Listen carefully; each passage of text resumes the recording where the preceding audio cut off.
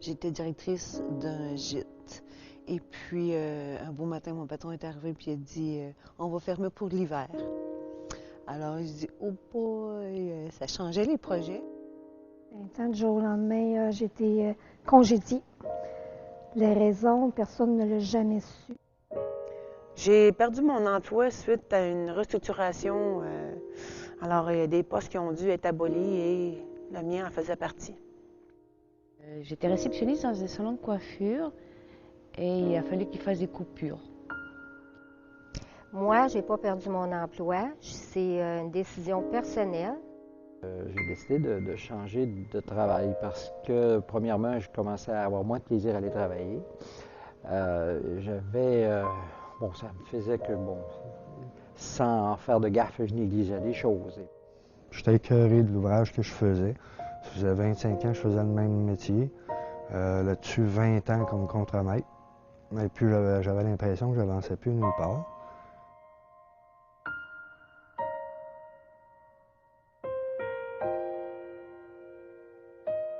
Je m'appelle Madeleine-Lise Blanchet et je suis psychothérapeute. C'est associé à un deuil parce qu'on parle de perte. Puis quand c'est quelqu'un qui a travaillé depuis longtemps pour la même compagnie, ben il perd pas juste son travail, il perd une manière de vivre, une manière d'être. La première chose que j'ai fait, c'est que j'ai pleuré tout le long. À partir de la voiture, aller à la maison. Et je peux dire que j'ai pleuré pendant des jours. À chercher à savoir pourquoi, si j'avais fait quelque chose de pas correct. Au niveau des émotions, la personne va commencer par vivre la frustration. Ça va passer au déni aussi parfois. Il peut y arriver qu'elle vive de la colère, dépendamment de chaque personne.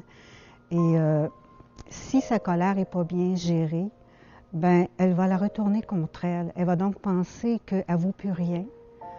Donc, son estime d'elle-même va terriblement baisser. Oh là là, ça c'est...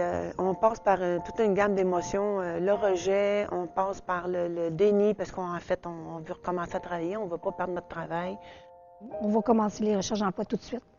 Il n'y avait pas d'attente. Moi, c'était tout de suite, il fallait que ça reparte. Tu pars à un moment donné, tu as comme un découragement, là, puis tu t'en vas dans n'importe quoi. Jusqu'au jour où tu dises oups, une minute, là, il faut que je prenne un recul.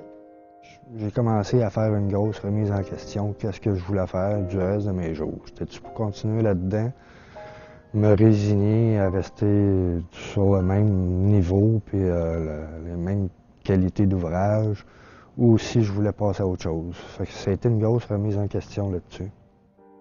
Alors là, ce que j'ai fait, c'est simplement de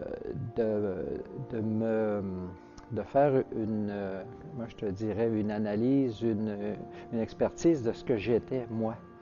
Je m'ai toujours viré vite là, dans mes affaires. Ça fait que, à place de rester tout l'hiver assis, sur le chômage, je suis partie pour l'Alberta.